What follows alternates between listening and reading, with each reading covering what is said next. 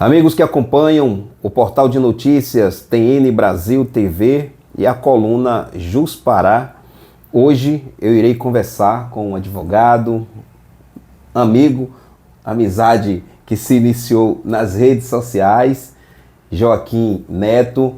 Muito obrigado por ter aceitado o nosso convite para conversarmos hoje sobre um assunto que não resta dúvida.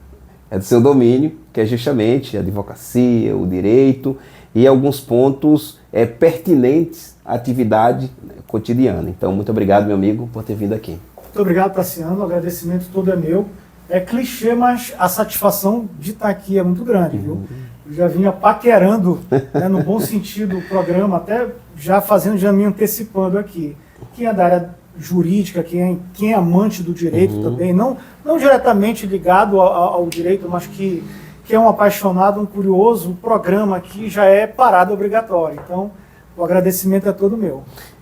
Uma das informações, já de início aqui relacionada à sua pessoa, é que a sua formação é pela Universidade Federal do Pará. Fala um pouquinho aí como é que foi estudar na... Bom, foram 5 anos na Universidade Federal do Pará, inclusive a turma do centenário, quando eu me formei já, um dia desse, né, em 2003, vamos fazer 22 anos agora, o curso de Direito estava comemorando naquele momento 100 anos, ficou conhecida como a turma do centenário. Então, o meu bacharelado, o início da minha caminhada jurídica se deu pela Universidade Federal do Pará. E até hoje tenho grandes lembranças, grandes amigos que estão aí no mercado, alguns seguiram carreiras diferentes, mas estão de uma forma direta e indireta ligadas à vida jurídica. Ok. Sempre eu faço essa pergunta, e hoje em especial por ser um dia pós-conquista, né, do Remo, a Supercopa Grão-Pará. É remista, é Paysandu? Boa pergunta. Sou Paysandu. Eu também sou Paysandu, mas ontem eu fui assistir o jogo na torcida pelo Águia de Marabá, porque meu filho trabalha no Águia, e ao mesmo tempo eu acho a camisa do Remo muito bonita e aquela torcida muito apaixonante, mas eu estava torcendo para o Águia de Marabá, mas aí o Remo virou. Parabéns, né, para eles, né? Parabéns pelo Mereceram, futebol né? paraense, né? Mas uma coisa, nobre advogado, mas o que é, como Paysandu, ver o Remo na primeira divisão? Olha, torcer pelo um representante paraense, na verdade, é bom quando você está viajando, você está em outro lugar e você recebe boas referências. O esporte sempre vai ser uma boa referência, né? Então, quando a referência é positiva, quando seja por meio do esporte, seja por meio de alguma figura pública, está valendo. Então, é bom, é legal. E isso também você está atraindo também turismo para a cidade. Eu acho que a gente tem que ter um pensamento um pouco mais global, mais holístico da situação. Então, o esporte é uma paixão nacional. Então, é uma forma também de agregar e de atrair pessoas para conhecer o nosso estado. Aqui, nós sempre entrevistamos também acadêmicos, principalmente aqueles que já estão prestes a concluir a universidade, né, o curso, e depois se submeter à avaliação, às provas da OAB, e também aqueles que já estão começando no direito. E sempre observamos que o temor ou o receio é o receio dos primeiros meses e anos, porque não tem ainda clientes, ainda não tem um nome, né, consolidado, um nome, né, conhecido.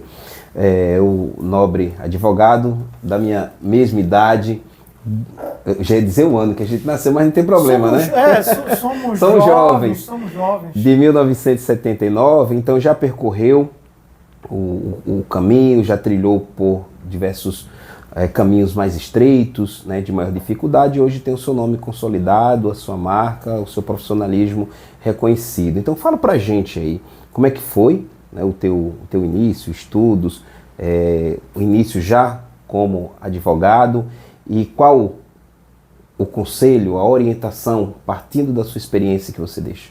Bom, tudo começa em 2004, né? Eu me formo em 2003. Eu tinha uma atividade paralela também, que é musical, né? Sempre estive também envolvido com música. E quando meados de 2004, a convite do meu irmão, que era advogado em Altamira, hoje ele é servidor público, ele, hoje concursado do Tribunal de Justiça, mas na época ele assessorava um prefeito em Altamira, e ele me convidou para ir para Altamira para trabalhar com ele, né, numa procuradoria tributária. Até hoje eu estou procurando essa procuradoria tributária. E na época cheguei lá, não tinha vaga. Essa vaga simplesmente não ofertaram, não existia, enfim.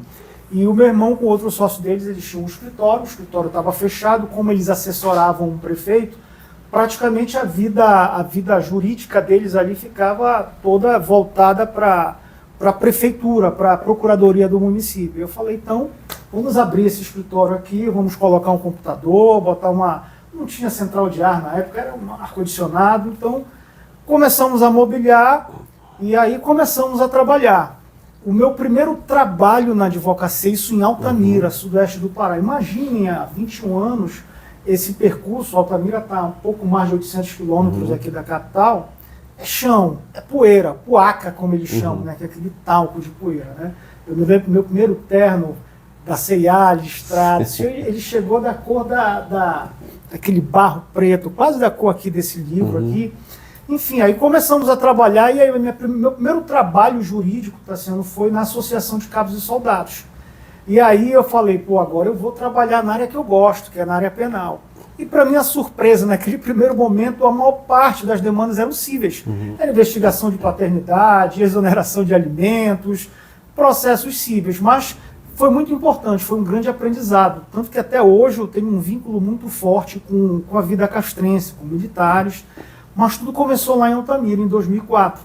E por sorte eu conheci um vereador, que era muito amigo do meu pai, e ele era uma pessoa muito popular, o Ademar Teixeira, eu faço questão de lembrá-lo. E ele começou a me apresentar, olha, eu tenho uma causa para ti, outra causa, e aí eu comecei, né? Como eu já vinha da música, sempre gostei muito de me comunicar, e aí eu sempre digo, a melhor propaganda é o boca a boca, o disse-me-disse ali, o bom disse-me-disse. Então tudo começa ali, por Altamira, 2004. Aí, para os advogados que estão começando, qual a recomendação que você deixa? Bom, se atualize o tempo inteiro, mas se atualize não só, Tassiano, na área jurídica. Eu costumo dizer que cada vez mais a atuação do advogado, ela te exige conhecimentos extras. Muitas vezes conhecimentos que vão ser decisivos na tua atuação. Você precisa ter conhecimentos de psicologia forense. Você tem que ter conhecimento de tecnologia. Hoje se fala muito em cadeia de custódia, em provas digitais. Então o advogado tem que conhecer psicologia do testemunho, neurociência, psicologia das cores, o comportamento humano. Né? Existe uma expressão muito conhecida na psicologia que é a dissonância cognitiva. Muitas vezes a causa já está decidida antes mesmo de começar. Então é importante que o profissional tenha essa sensibilidade para entender que cada sujeito, que cada agente, seja do Ministério Público, do Judiciário, tem uma formação diferente, tem as suas impressões de mundo, as suas formas de valorar os fatos. Então, mais do que nunca, o Conselho Maior se atualize, e hoje está muito mais fácil assim, do que há 20 anos atrás. Eu me recordo que quando eu comecei em Altamira, a internet era discada, era uma dificuldade muito grande. Então, procure se reciclar, se atualizar, mas não só na área jurídica. Estude psicologia, estude sociologia, procure conhecer a história do seu país, procure estudar geopolítica.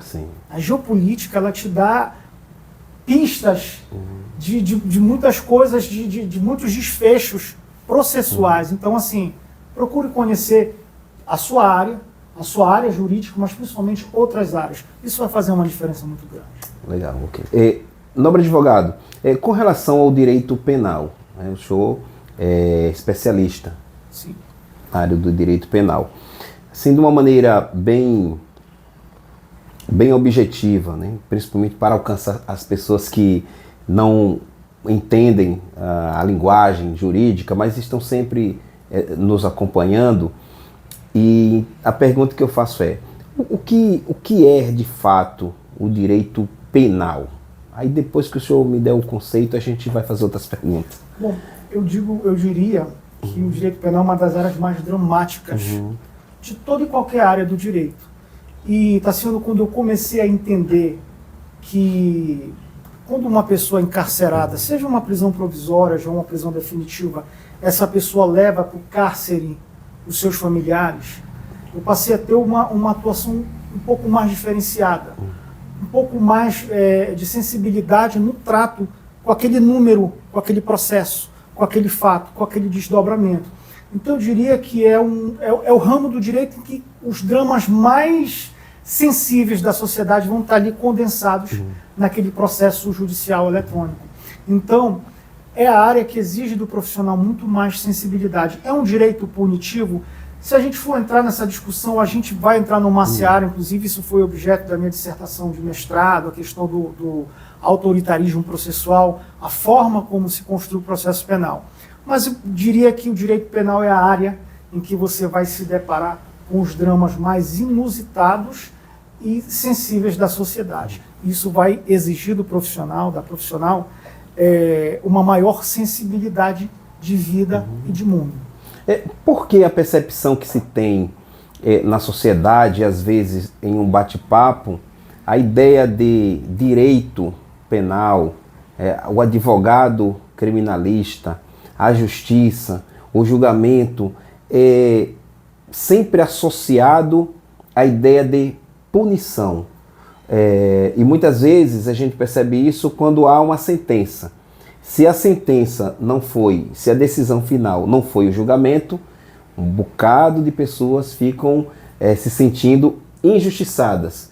Porque se alguém foi acusado, esse alguém de fato é culpado, então se a decisão final não for a prisão, não for a detenção, etc., então boa parte acha que a justiça não foi feita. Então, por que existe essa percepção de que a justiça, né, direito penal, etc., está mais associado a essa ideia de punição e não de absolvição? Eu diria até em razão da própria formação histórica do processo penal brasileiro. Desde o início, desde o Brasil colônia, as primeiras legislações que se tem notícia, elas sempre tiveram um viés autoritário muito forte, um instrumento de controle social. E esse instrumento de controle social ele vai recair sobre aqueles que estão à margem. Né?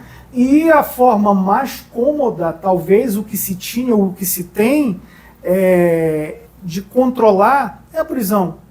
Então a prisão passou a ser vista, e eu não estou dizendo aqui que isso é certo ou errado, eu não estou entrando nesse questionamento, mas como o que era para ser a última ratio, o que era para ser a última hipótese, se tornou o mais cômodo e o mais fácil para, aos olhos e às lentes sociais, haver uma demonstração de que, olha, aquele sujeito que está incomodando está fora do jogo.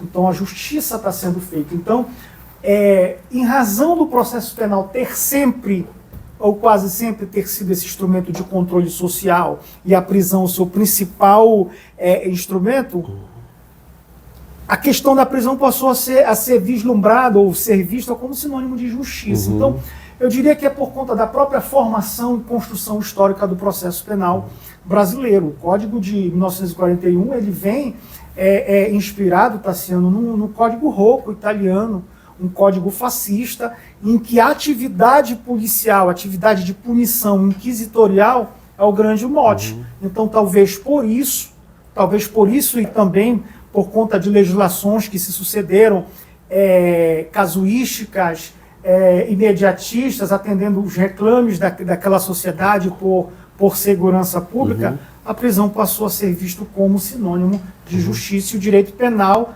também sinônimo de prisão, de cadeia.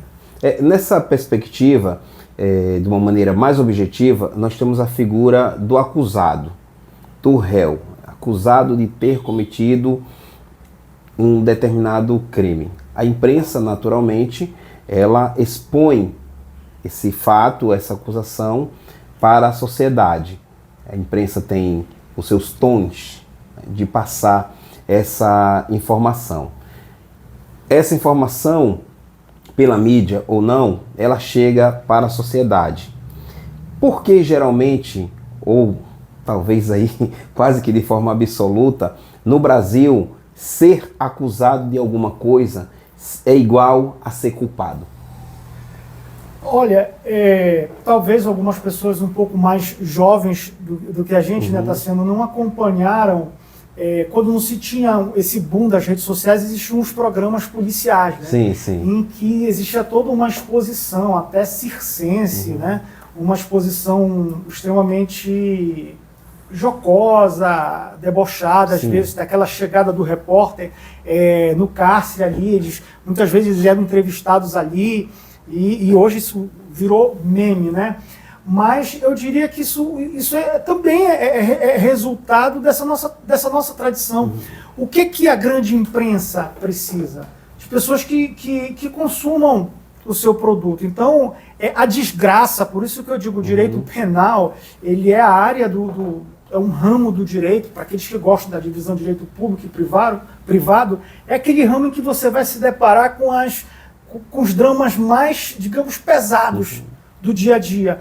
Então, ver alguém naquela situação dá ibope, dá audiência, vende, e é a oportunidade que a imprensa tem de colocar o seu produto. Então, as pessoas, é o programa de auditório do dia a dia.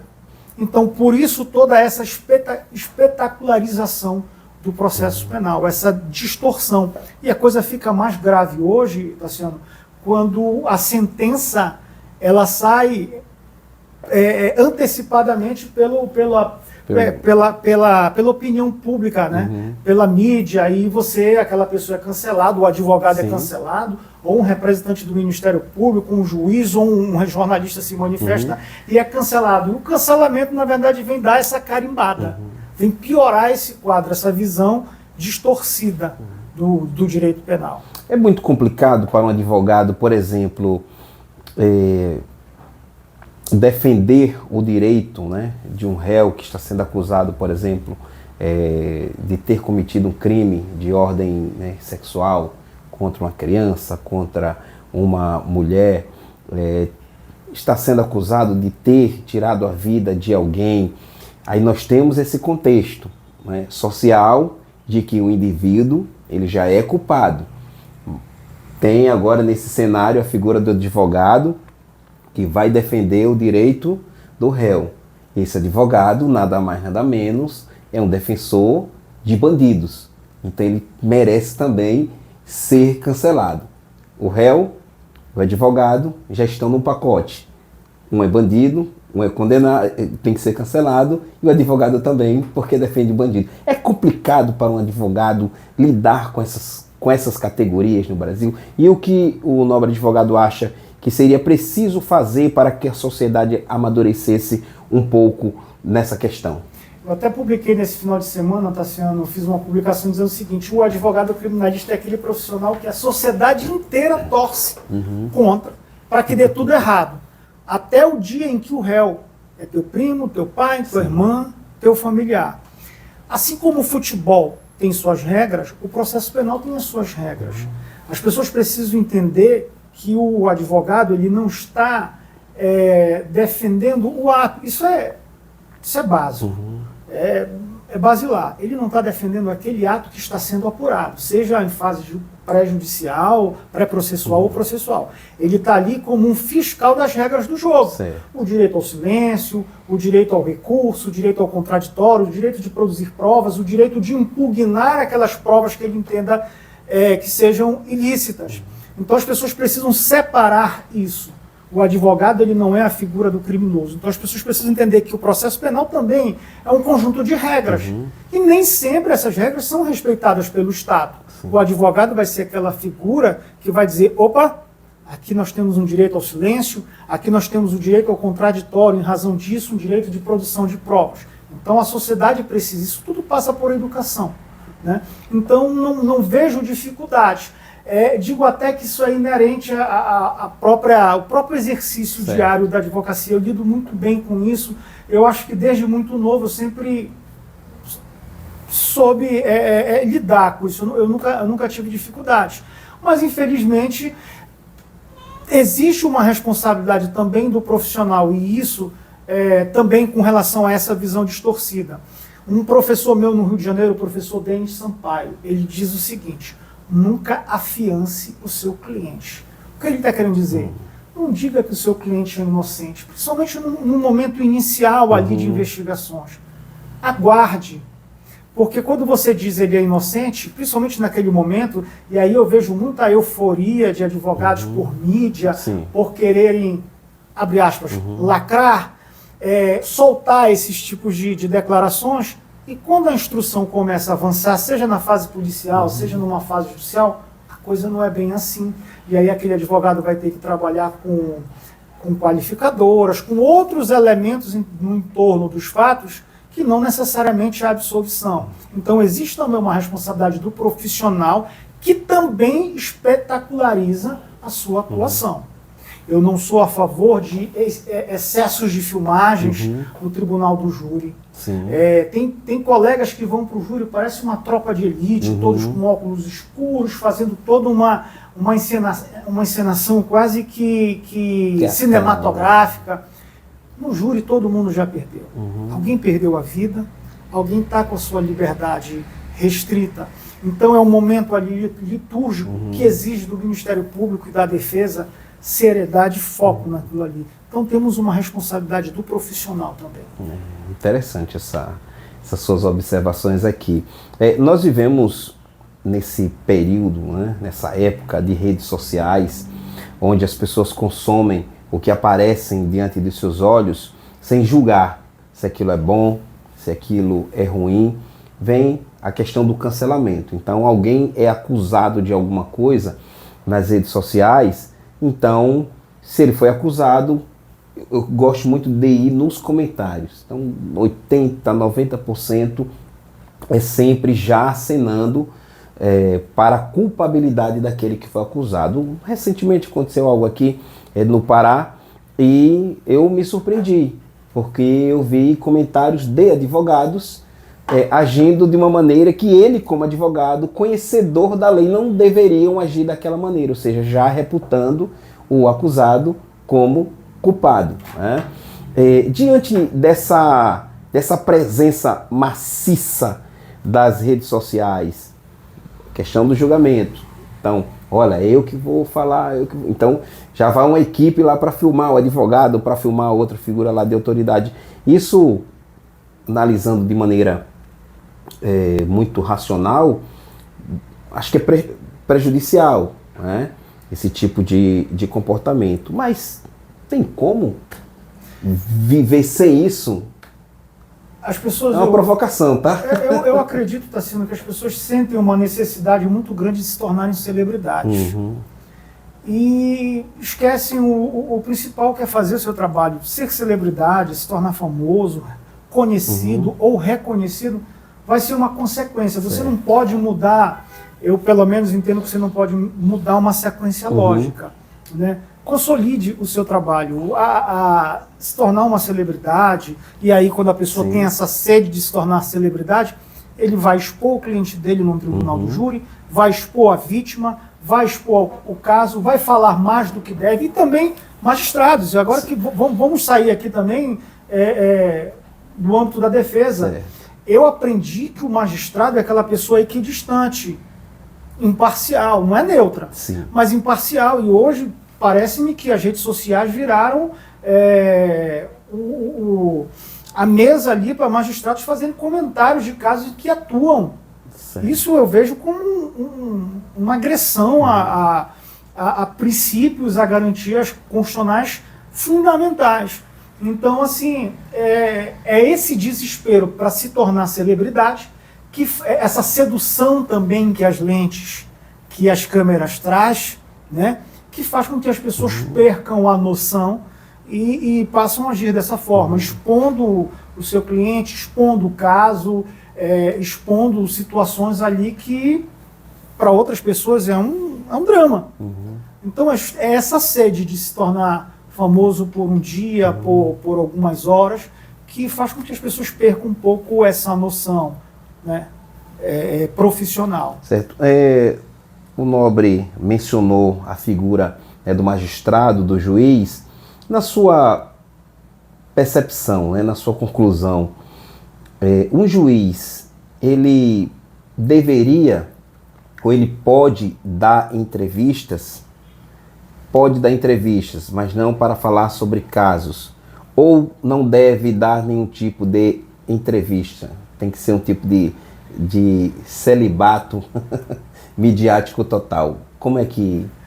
A lei orgânica da magistratura, do Ministério Público, ela trata do assunto. Existem recomendações do CNJ, do CNP, que limitam esse tipo de atuação exagerada. O magistrado, o promotor, assim como o advogado, são pessoas que vieram da cadeira jurídica. Então, eu não vejo problema em se comentar um caso de uma forma didática, a explicar como é que se desenrola um processo, como é que ele se realiza na prática. Isso é até importante, é ser didático, explicar, trazer a informação de uma forma mais simples para as pessoas. Não vejo problema, não acho que haja essa necessidade de um celibato absoluto. Mas naqueles casos mais sensíveis, e principalmente naquele caso em que ele é o presidente, em que ele preside o feito, isso já é uma antecipação ali de valoração probatória, já é uma antecipação de sentença. Então, naqueles casos em que o tribunal dele faça parte, ou que ele presida, nem pensar. Isso fere garantias. Agora, de uma forma geral, comentar um caso histórico, um caso de repercussão nacional, sem nominalidades, não vejo problemas. É tenso a relação juiz e advogado ou não? Muitas vezes sim, muitas vezes sim. Quem é que gosta de ser questionado? Quem é que gosta de ver alguém apontando essa prova ilícita, essa pergunta inoportuna? É do ser humano. Certo. Então, assim, muitas vezes a situação se torna tensa numa audiência de instrução, mas aí a diplomacia, o respeito institucional, ele deve prevalecer. Não pode haver pessoalidade. Mais uma vez, eu menciono o professor Denis Sampaio, que é um defensor público do estado do Rio de Janeiro, que ele sempre coloca que não se ganha tribunal do júri, por exemplo, no grito. Não se ganha tribunal no júri quem fala mais bonito. Para ele, tribunal do júri, eu concordo, é discussão de provas. Você tem um fato e você vai discutir acerca daquelas provas que apontam pela existência ou não existência, pela inexistência daquele fato. E quando você extrapola, quando você grita, quando você parte para o desrespeito institucional, acabou o argumento jurídico. Então, muitos momentos, sim, ela é tensa, às vezes entre Ministério Público, eu diria até que mais entre Ministério Público e advocacia, mas deve prevalecer o bom senso, e quando o bom senso ele prevalece o respeito institucional. Graças às redes sociais, alguns episódios se tornam públicos, porque hoje praticamente toda a atividade dos advogados, dos próprios jornalistas, dos juízes, rapidamente ela é repassada para a sociedade, porque tem sempre alguém com um celular na mão gravando.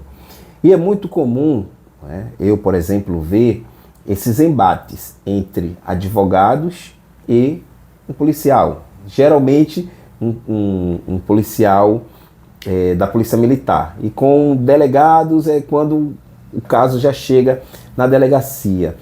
Por que há tantos casos de conflitos entre advogados e autoridades policiais no Brasil? Eu creio que por conta do próprio contexto, por conta do próprio momento. Geralmente, quando ocorrem esses encontros entre advogados e policiais, são momentos em que o policial acaba de vir da rua, apresentar alguém que estava em estado de flagrância. E somos pessoas, somos seres humanos. Então tem todo um calor, tem toda uma situação de estresse reverberando ali naquele contexto. Então isso aí, diante desse contexto, surgem os embates. E aí o que vai ser importante, o que vai ser necessário nesse momento? O bom senso. O bom senso, tanto por parte do Estado, quanto por parte do Ministério Privado, em saber o momento certo de entrar em cena e recuar. Porque apesar de todo um regramento jurídico para todas as colunas, seja para o Estado, seja para o Ministério Privado, digo, para a advocacia, são pessoas, são seres humanos que estão ali. Então, o bom senso ali, a razoabilidade é que vão filtrar uma boa atuação. E é importante que se mantenha, repito, uma respeitabilidade institucional, tanto por parte da Polícia Militar e advogados e Polícia Militar. E aí o papel também da instituição em fiscalizar isso e se fazer presente quando chamada, de uma forma efetiva, de uma forma contundente. Certo. Agora eu vou te provocar de novo, tá? Eu vejo com frequência, principalmente nessa área, né, criminal, principalmente nessa área, né, a palavra prerrogativa. Os advogados não estão, né, tendo as suas prerrogativas respeitadas, seja por A, seja por B, seja por C. Inclusive, tem a comissão das prerrogativas. Aí vem a pergunta: os advogados estão chorando de barriga cheia? É mimimi? Ou realmente boa parcela da advocacia convive com o desrespeito às prerrogativas? Primeiramente, é importante entender o que é prerrogativa. Se prerrogativa é uma garantia ou um direito, como toda e qualquer garantia, como todo e qualquer direito, ele é relativo. Certo. Ele não é absoluto, ele não é um cheque em branco para se fazer qualquer coisa. Tudo tem o seu momento, tudo tem o seu limite. Claro que eu não vou generalizar, porque cada caso é um caso. Nós temos um catálogo, nós temos um repertório, né, de prerrogativas. E essas prerrogativas, mais do que nossa, são garantias do teu representado, né? Então nós temos que ter essa noção, primeiramente, o que é prerrogativas e de quais são os seus limites. O que ocorre muitas vezes é um abuso do direito de prerrogativa, como também muitas vezes ocorre um abuso de autoridade. Então é preciso que haja um freio, é preciso que haja um contrapeso. É preciso que haja uma respeitabilidade por conta daqueles que estão em nome do Estado, como também uma respeitabilidade e limites por conta daqueles que estão em nome de um particular. Então eu não diria que é mimimi, eu não diria que é excessos de um lado apenas ou excesso do outro lado. Existem excessos de todos os lados. O que é necessário se ter conhecimento e noção de que tudo é relativo. Tudo tem um limite.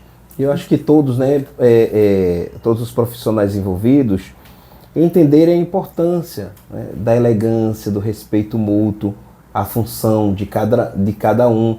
O meu ex-patrão lá em Maceió, quando ele me colocou na função de supervisor da empresa, ele disse: Tassiano, aprenda uma coisa, vá por baixo, ou seja, nunca chegue de arma na mão, né, de peito estufado. Isso é estratégico, né? Estratégico, né, Tassiano? Agora tem um ponto, se me permite, também provocativo. Se eu não estou errado, já passamos de 1,5 milhão de bacharéis nesse país. Então, será que as nossas faculdades estão formando bem esses profissionais? Será que esses profissionais, esses futuros profissionais, esses acadêmicos ou esses advogados, colegas que estão iniciando a sua caminhada, será que eles estão bem preparados? Claro que uma coisa é a experiência, mas outra coisa é uma boa formação teórica, uma musculatura acadêmica. Será se essa turma está sendo bem preparada? É um número muito grande, é uma interrogação também que eu coloco aqui. Será que as pessoas estão lendo, Tassiano? Será que as pessoas não estão se formando em cursos de apostilas? Será que as pessoas estão buscando os grandes juristas? Será que as pessoas estão lendo as boas bibliografias e as boas biografias? Estamos aqui num espaço aqui de um repertório de leituras aqui. Será que os nossos irmãos, os nossos pares, eles estão vindo com o mínimo de leitura? É algo a se pensar. Será que as pessoas não estão hoje muito dependentes da inteligência artificial? Hoje, quando eu admito um estagiário no escritório, eu tenho uma grande dificuldade. Qual é? A dificuldade dessas pessoas se inscreverem. Ah, mas a inteligência artificial ela corrige. Mas faça pelo menos o feijão com arroz. E eu vejo que muitos jovens chegam no escritório e não sabem ler, não sabem interpretar um texto, não sabem escrever. Nessa perspectiva de formação, mas em seguida tem um outro aperto, aí depois nós vamos pular para a questão da sua atuação quanto advogado. Alguém colocou recentemente no status, né, do WhatsApp: não mexam comigo, porque em breve eu serei advogada. E não esqueci o mal que me fizeram. Como se o estudo, a formação e, consequentemente, o direito ser advogada e o direito fosse um instrumento de vingança. Aí eu conversei com essa pessoa e digo: olha, o que é que estão te ensinando aí? Então, essa percepção, né, com relação à formação, como os novos, né, advogados, né, os bacharéis, melhor dizendo, estão sendo formados, eu acho que até o OAB já tem que ficar um pouquinho mais de olho nisso, né? Sim, a advocacia ela é um instrumento de realização da democracia. É um instrumento de realização dos princípios democráticos. Como você enfatizou, não é um instrumento de vingança, né? Então a pessoa precisa ter essa percepção, mais ainda, de que a nossa atividade ela tem uma responsabilidade social. Né? E o papel da OAB justamente também é balizar esse tipo de atuação. E existe uma engrenagem também, Tassiano. Muitas vezes o acadêmico ele pensa que ele é um deus, um semideus, e que quando ele estiver com a famosa vermelhinha na mão, ele vai transformar o mundo. Ele tem a possibilidade de dar sua contribuição, mas ninguém faz nada sozinho. Você precisa de agentes públicos, você precisa de outros parceiros que vão atuar junto com você. Uma andorinha só não faz verão. Também recentemente um advogado já veterano, reconhecidíssimo em cenário nacional, principalmente nos tribunais superiores, respondendo à pergunta do jornalista, tanto quanto ao que ele ganha, se um advogado ganha bem ou não, e em relação aos advogados de hoje, etc., e o jornalista deu os números de advogados, ele disse que não é bem assim, que hoje nós temos número X de pessoas com a vermelhinha na mão, mas que advogados nós temos pouco. Concordo com ele, eu me recordo desse vídeo. Concordo, porque o meu irmão, que hoje é servidor do tribunal, ele advogou durante um bom tempo, e ele me dizia o seguinte: Joaquim, a advocacia é um sacerdócio, é uma missão. Então ser advogado é muito mais do que isso. Realmente, ali a carteira é apenas um reconhecimento formal de que você está habilitado a exercer uma atividade. Mas a advocacia é muito mais do que isso. É uma atividade que tem uma reverberação social, um raio de transformação social. Então, realmente, nós temos milhões de bacharéis, temos um bom número de pessoas habilitadas, formalmente falando, mas despreparadas sobre o aspecto técnico, sobre o aspecto até psicológico para atuar na advocacia. Concordo. Ok. Caio, grava uns cortes para a gente depois postar sozinho, tá bom? Na vertical. Grava uns 3 aí, de 1 minuto cada um, tá bom? Beleza? Pronto, agora vamos caminhar para a nossa parte final. Bom, nobre advogado, agora com relação à sua atuação na advocacia, falei antes que o nobre é especialista em direito penal, então fala um pouco como é a sua... Hoje o nosso escritório ele já está começando a fazer uma virada de chave para um direito mais corporativo, um direito penal mais corporativo, né? Buscando novas informações e conhecimentos para a área do direito penal econômico. Ano passado eu tive a realização de um sonho, que foi meu mestrado em Direitos Fundamentais, e agora esse ano eu começo no LLM em Direito Penal Econômico.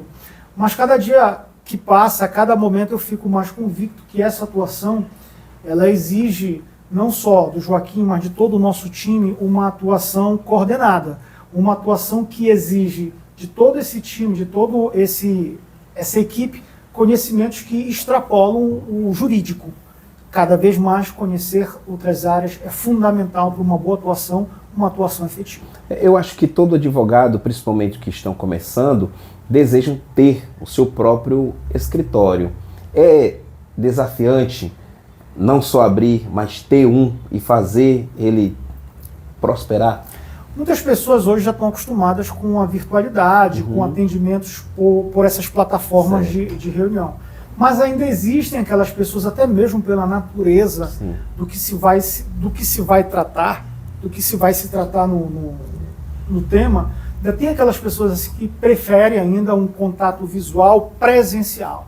Então o escritório físico ele também é uma referência, então é importante. É fácil? Claro que não é fácil. Por isso que eu digo, é importante que você tenha colegas que também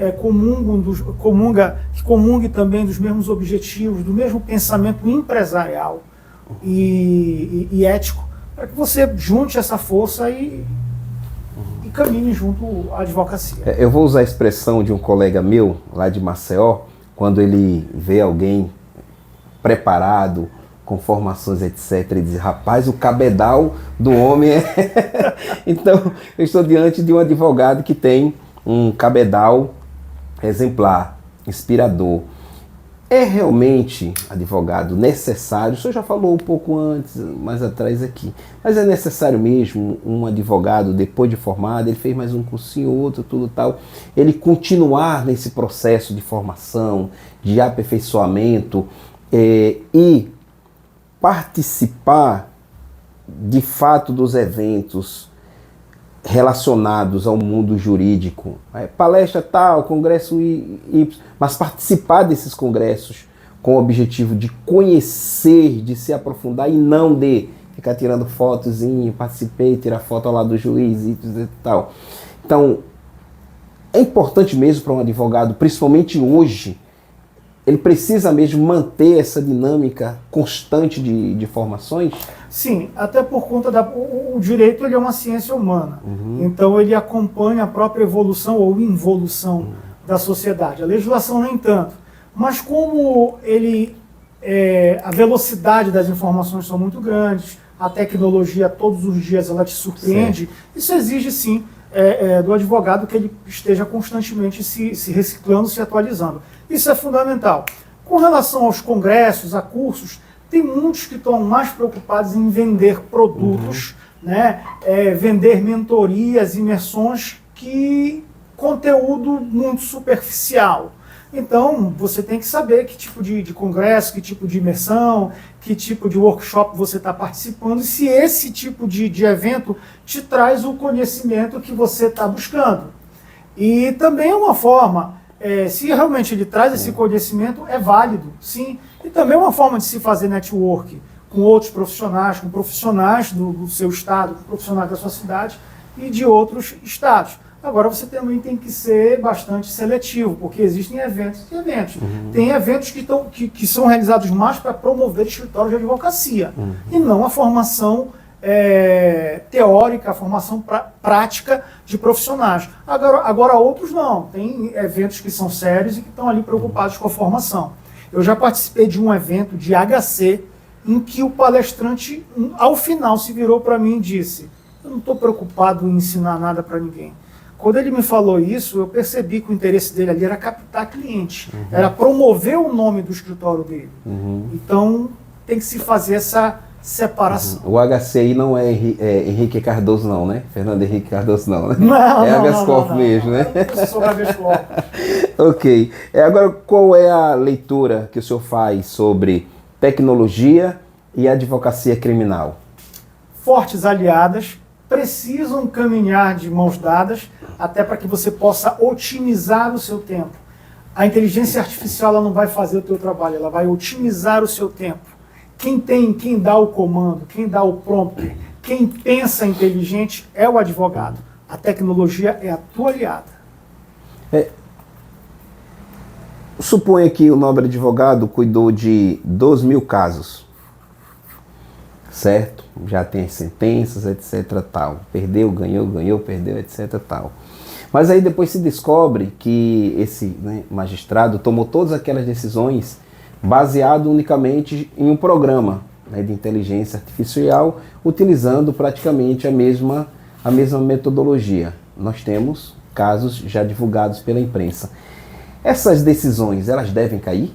Devem cair. Nós temos um caso aqui no estado do Pará, inclusive, envolvendo decisões em série de um determinado magistrado, que esse fato, inclusive, está sendo apurado pelo tribunal, creio que também pelo Conselho Nacional de Justiça, e aí são decisões ali que muito provavelmente vão ser anuladas e vão ter que enfim, voltar ao seu status quo anterior, né? Então, com certeza, como eu disse, a inteligência artificial ela não vai fazer o teu trabalho, ela vai otimizar o tempo, mas o raciocínio lógico, a colocação de cada coisa no seu lugar, é a vontade humana que deve prevalecer, ela que vai ser esse maestro que vai reger essa orquestra tecnológica.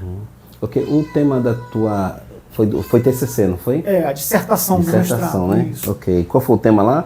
Autoritarismo? No processo penal. Reformas... Autoritarismo no processo penal. Ok, beleza. Ok. O senhor elaborou uma dissertação falando sobre autoritarismo no processo penal. Como esse autoritarismo ele se manifesta? Quais são as características dele? Na verdade, o autoritarismo no processo penal é algo histórico, é algo que se construiu e se constrói no processo penal por meio da sua própria legislação. Eu abordei nessa dissertação, principalmente a partir das reformas de 2008, que muitas normas surgiram com a proposta, com a intenção de modernizar o processo penal brasileiro, mas que, na verdade, apenas sufocaram, geraram a erosão de garantias que se propunham ser garantias constitucionais e fundamentais e acabaram, na verdade, mantendo ou revelando uma face autoritária do processo penal do Estado juiz brasileiro. Então, eu fiz um apanhado histórico, desde das ordenações filipinas, das primeiras manifestações jurídicas processuais no país, até chegar no pacote anticrime e mostrar que, muito embora o sistema processual seja acusatório, seja com uma divisão de funções, ainda há uma gestão muito forte da prova pela figura do juiz, o que acaba desvirtuando a essência do sistema processual acusatório brasileiro. Não pretende publicar como livro? Já estou conversando com uma editora e provavelmente isso vai se tornar um livro. Ok, então eu conversei com o advogado Joaquim Neto, muito obrigado mais uma vez por ter vindo aqui, mas antes das suas considerações finais, qual a mensagem que o advogado deixa para aqueles que estão estudando ainda, para os advogados que estão dando os primeiros passos, advogados e advogadas? Leia, leia, leia, seja curioso, leia bastante, estude direito, mas também estude outras áreas da ciência. Procure se reciclar, procure se atualizar sempre. Se você acha que a formatura, se você acha que a aprovação no OAB é o ápice, não, é só o começo. Estude sempre, sempre que possível, esteja atualizado, esteja sempre atento às decisões dos tribunais, à jurisprudência, às inclinações de cada tribunal, de cada turma para determinado tema, é importantíssimo. E faça jurimetria, veja como determinado juiz decide, qual é a linguagem dele, procure decifrar o que está por trás das letras, o que está por trás das palavras. Tem muita coisa além da própria grafia. Estude. Ok. Nós ainda estamos em janeiro, primeiro mês, né, do ano. Aí, pessoalmente, feliz ano novo para o nobre colega, que possa, né, em 2026, dar mais contribuições ao direito, à advocacia, que seja um instrumento, né, de bênção, de inspiração. Eu acredito que esse bate-papo aqui conosco vai ser de grande importância para aqueles que assistirão. Então, eu deixo aqui as câmeras à sua disposição para suas considerações finais. Bom, obrigado, Tassiano, pela gentileza aqui, pelo convite. Foi tão assim, foi um bate-papo muito bom, muito gostoso, muito proveitoso. E eu desejo que 2026 seja um ano de menos divisões, que as pessoas se unam um pouco mais, pense um pouco mais no coletivo, pense um pouco mais no nosso país, e a gente possa viver com mais paz, com mais tranquilidade, sem radicalismos. Eu entendo que o radicalismo ele separa, em vez de unir, ele separa, ele gera uma cegueira deliberada nas pessoas. Então, que 2026 seja um ano de paz para todos nós. Então, continuem assistindo aqui o programa. Aqui também é uma fonte de conhecimento, aqui é uma fonte de inspiração, pessoas que já passaram por aqui, que eu tive a oportunidade de acompanhar. É uma fonte de pesquisa, esse programa é uma fonte de pesquisa. Aproveitem. E obrigado, Tassiano. Vida longa ao programa. Obrigado. Valeu. Gente, tchau, tchau.